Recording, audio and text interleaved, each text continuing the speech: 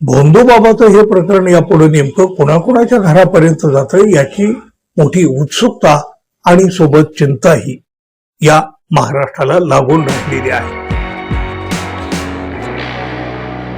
मित्रहो, कॅप्टन, ज्योतिषी, भविष्य सांगण्याचा दावा करणारा तो नाशिकचा भोंदू भामटा अशोक खरात, या अशोक खरातच्या कारनाम्याने आधीच अख्खा महाराष्ट्र हादरून गेलेला आहे. अनेक महिलांचे लैंगिक शोषण केल्याचा, त्याचं रेकॉर्डिंग केल्याचा आरोप त्याच्यावर आहे. एवढंच नाही तर त्यानं ही सगळी भोंदूगिरी करीत करीत अनेकांची फसवणूक केल्याचं, कोट्यावधीची मालमत्ताही त्यातून जमवल्याचं समोर आलेलं आहे. आतापर्यंत आलेली सगळी माहिती अत्यंत धक्कादायक आहे. आणखी काय काय माहिती समोर येणार आहे ती तर आणखी धक्कादायक असू शकेल कदाचित. या सगळ्या प्रकरणामध्ये गेल्या आठवड्यातच या भोंदूला अटक केलेली आहे. एसआयटी कडून याचा तपास सुद्धा सुरू आहे. अगदी सखोलपणे तपास केला जातोय. बडे बडे राजकीय नेते आणि उच्चपदस्थ अधिकारी यांच्याशी या भोंदूबाबाचे संबंध आहेत. काहींचे फोटो सार्वजनिक झालेले आहेत.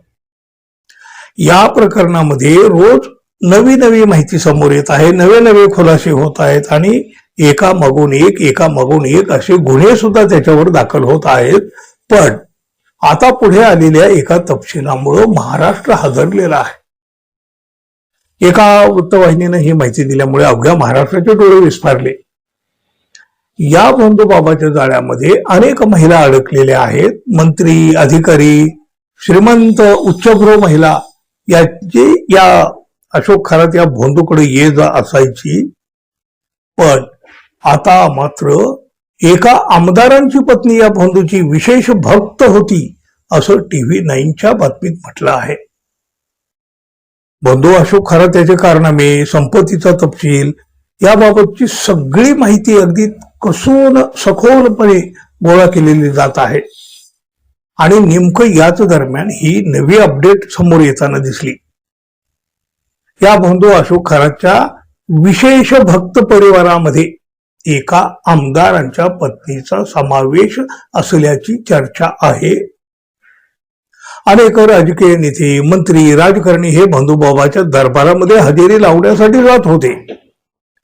याचाच एक भाग म्हणून एका आमदारांची पत्नी आहे, तिचं नाव समोर येत आहे.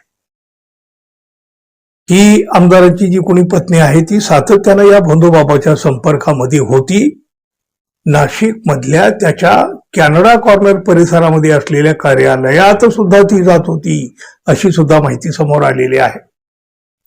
एवढंच नाही, या खरातच्या ईशान्येश्वर मंदिरामध्ये देखील या आमदारांच्या पत्नीनं विधी केलेले होते अशी माहिती सुद्धा आता समोर आली, सूत्रांनी दिलेली आहे. या प्रकरणामध्ये अधिकृतरित्या कोणाचंही नाव जाहीर झालेलं नाही, पण तरी सुद्धा राजकीय वर्तुळामध्ये मोठी खळबळ माजली आहे.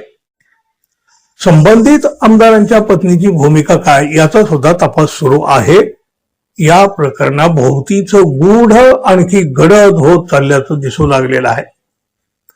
या तपासातून राजकारण, प्रशासन आणि उच्चभ्रू कुटुंबापर्यंत जाळे पसरलेलं आहे याचे संकेत सुद्धा पुन्हा पुन्हा स्पष्ट होऊ लागले आहेत असं या बातमीमध्ये म्हटलंय. भोंदूबाबाचं हे प्रकरण यापुढे नेमकं कोणाकोणाच्या घरापर्यंत जातं याची मोठी उत्सुकता आणि सोबत चिंताही या महाराष्ट्राला लागून राहिलेली आहे.